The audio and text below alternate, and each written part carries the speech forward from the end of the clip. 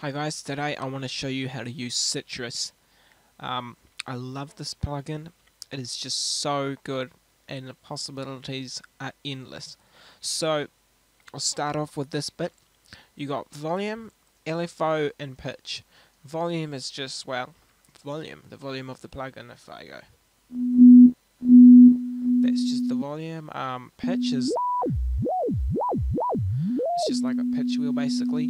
And LFO, I'm not quite sure. I think that's if you've got an LFO like this. Let me just demonstrate. I'll just, so I think, yeah, this is the global LFO control. It's how much LFO is being used. If it's up, all the LFOs in the whole instrument are controlled by this basically. If it's in the middle, nothing is gonna go. And so that's that. You've also got, then you've got your volume, your attack, decay, sustain, release. So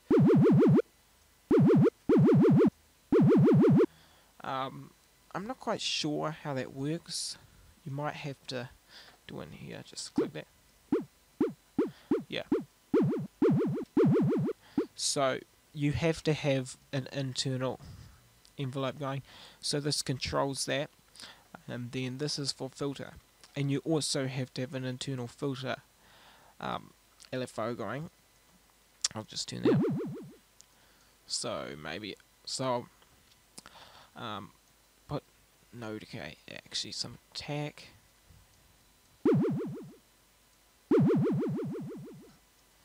I'm not sure what's happening. Oh, that's because I didn't route it.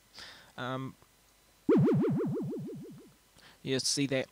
So this and this control volume and filter. So, but you do have to have the envelopes active in at least the filter and one of the operators. I think this is a global control. And then you go down here, you've got your parametric EQ, which is really useful.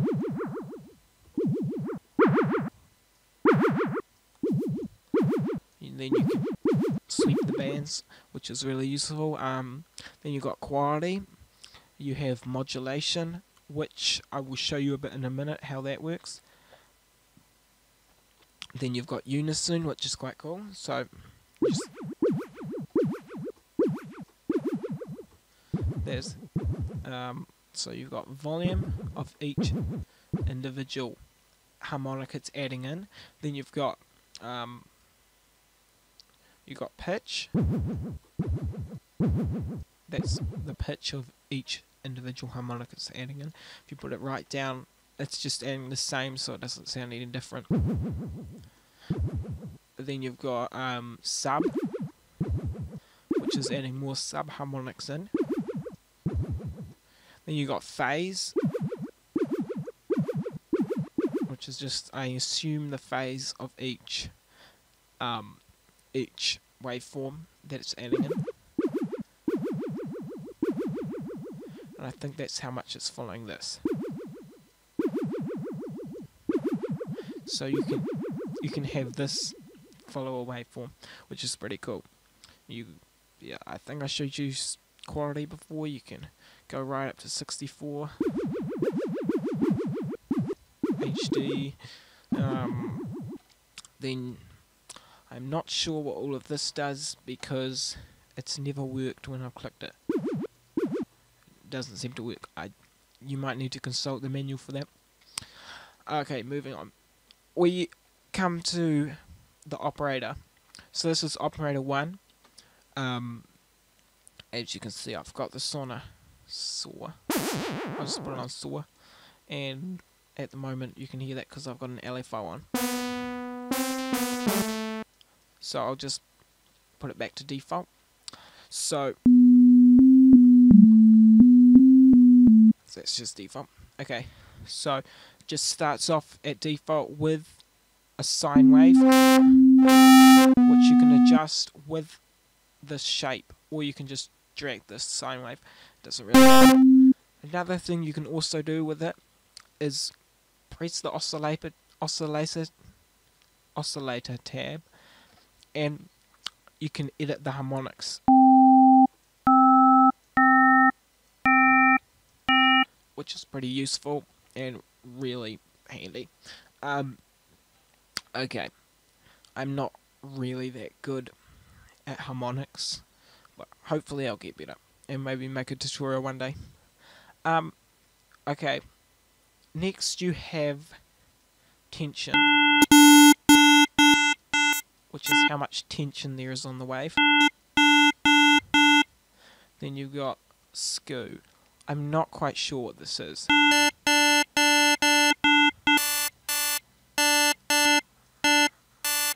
It's like some kind of distortion thing. Then you've got sine shaper. So that's putting. Let me just get rid of these. It's just shaping the sine.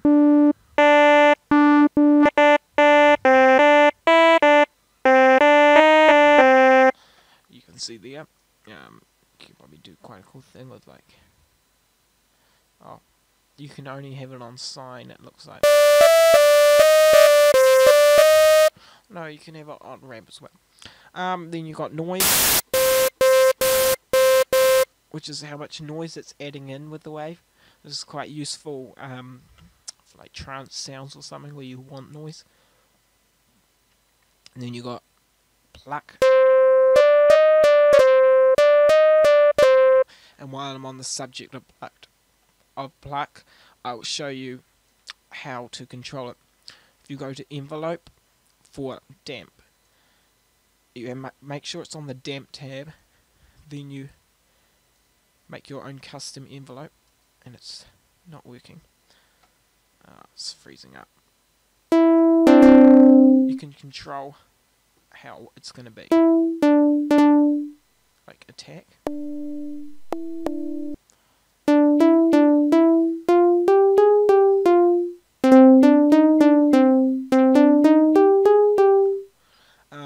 Then you have B limit. I'll just show you with that. I'll just reset it. Okay, so if you got this and you're playing it, you can probably hear those horrible harmonics in there. If you click that, cleans the whole wave up. See, just makes it a lot cleaner. You got D-click.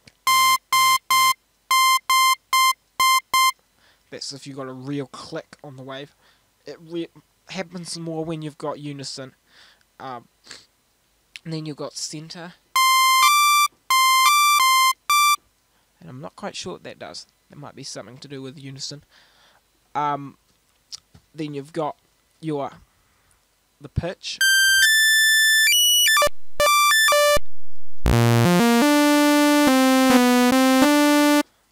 You also have this pitch over here, which is in hertz.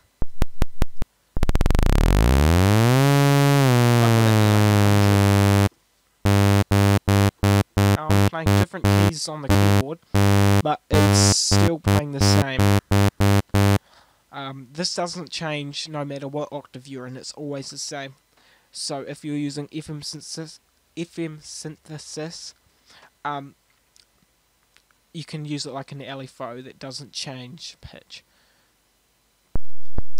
So just okay. So then you've got pan, which is pretty self-explanatory.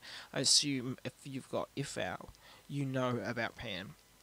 Also volume. Okay, mod is if you're modulating. This is how much it's modulating. Or if you can control how much it's going to modulate at certain times in the envelope. Then you've got pitch, which is just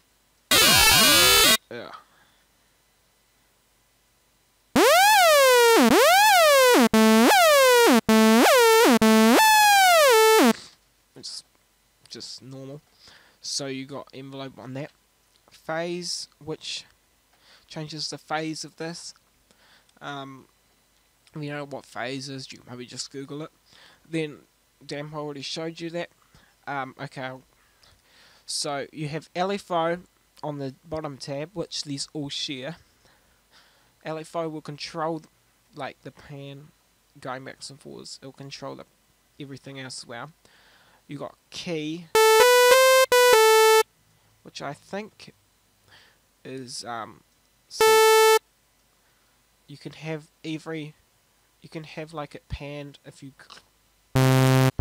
see, press that, or centers more. So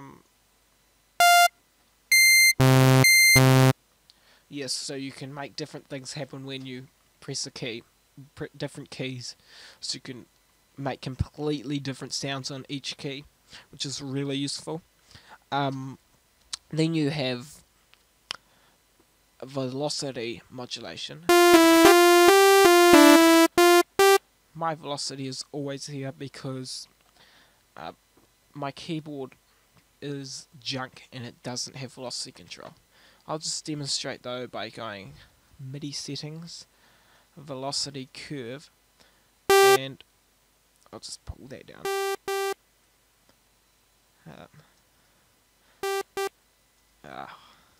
Okay. As you can see, it's there. If I pull this up. Anyway, if you were playing a proper keyboard that had velocity control, it would go down there, and you could put different stuff depending on the velocity that you're using. Next, excuse me, we have Mod Y and Mod X, which actually links to this. So I'll go with pan. So Mod Y doesn't sound much different. What I've done here is I've linked it to mod. And how I've done that is whenever I move this, that little line is going to move. So I'll just move it here and see it's moved. So it's going up and down the pan if it's hard. So like hard left or hard right. And then Mod Y is the same. It's just for the... I have no idea what's happening. It's just for up and down instead of across. So you can have different things happen when you go around here. That's really useful. Then you've got random, which is... You can just...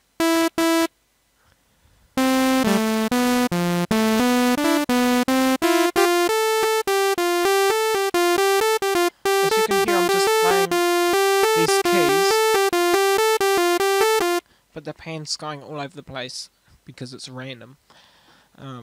Yes, you just do that. It's really useful. You can just make it less. You can make it... This means it won't pan so hard that way, but it will pan all the way that way. Or you can just... Unison... me...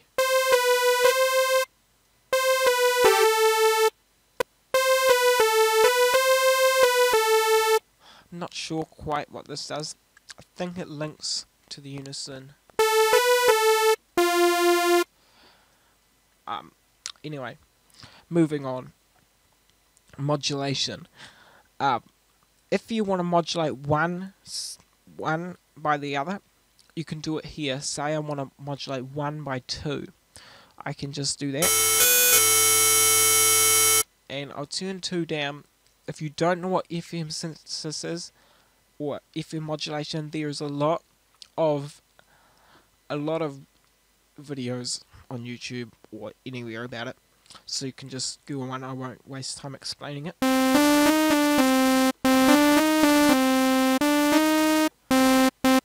And so let me reset this because I've gone in. So if I get...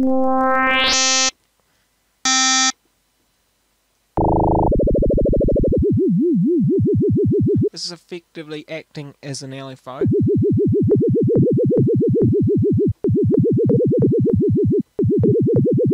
See,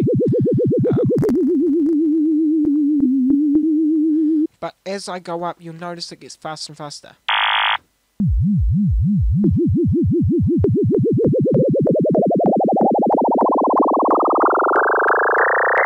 That's because operator 2 is changing pitch with operator 1. To change this, you can go to the hertz one and just change it to, say,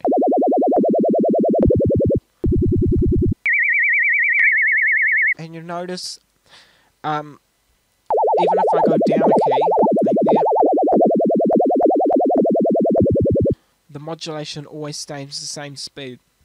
That's pretty useful for that. If you're making drum sounds and you don't want the sound to go different, you don't want it to make different noises. You just want it to stay on the same key the whole time. Okay. I should mention this too. You've got phase here. That's a phase of the waveform. It doesn't. I will demonstrate with a couple of. So I'll just get a couple of waves here. Square waves are the best. So they're perfectly in phase now.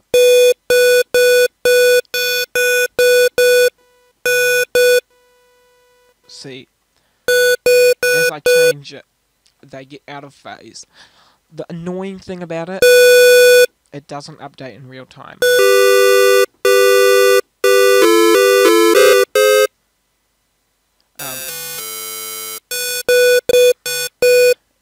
It's kind of annoying. You have to keep clicking to change it. But, yeah, I don't actually really use it that much. So, anyway, if you want to modulate 1 by 2, you do that. If you want to modulate 2 by 3, it's just like that. Modulate 2 by 1, just that.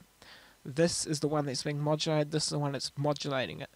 So if it's along the y-axis, it's the modulator. If it's along the x-axis, it's the one being modulated.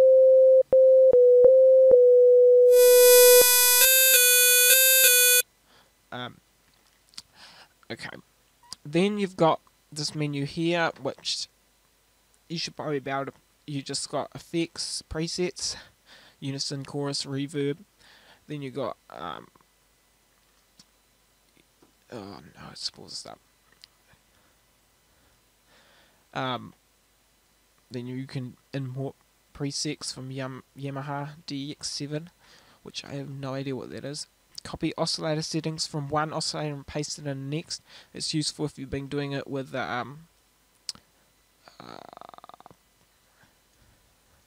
I forgot what it's called, but that thing. And then you can randomize waveform settings, so it just randomizes it.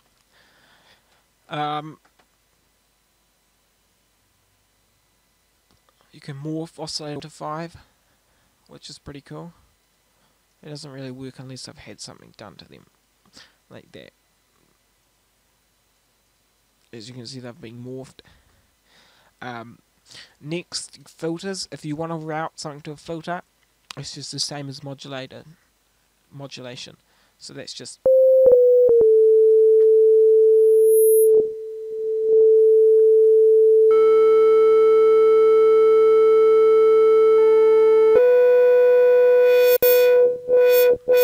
you got a lot of different presets here. I won't go through them. You should probably be able to figure them out yourself. It's got cut, resonance, which is how big the gap that the noise is going to get in is. Envelope is how much it's going to follow it. I'm not quite sure what that does. You've got distortion, and you can edit the wave of the distortion. It's not very good though. I find just using something else better. You can also do this to modulate it, which is pretty good to do dub basses. So that's to modulate the distortion. Then all the filters are the same. They just got the universal controls that are the same in these. Just those. Then you got effects, you got chorus. To put effects on, you have to put down the effects line. You also have pan, sorry. And then you can send effects, so you can send an effect, so set sending there, and then it will be receiving it back. I won't do it because it would waste time, but then you got reverb, which is pretty good, pretty powerful reverb. Then you've got delay, and you have 3 separate delays, so you can put heaps of different delay on the same thing. That's about it. You got pan. Yeah, so that's about it. I hope you liked this. Sorry it's 20 minutes long. I hope it helped. If it didn't, just dislike it. If it did help, thumb it up, like it. Leave some comments of what you'd like me to do, because I really want something to do and I don't really know what to do. That's why I did this tutorial. But hopefully, yeah. Subscribe if you want. I'm sure I'll be making more. And yeah, thanks.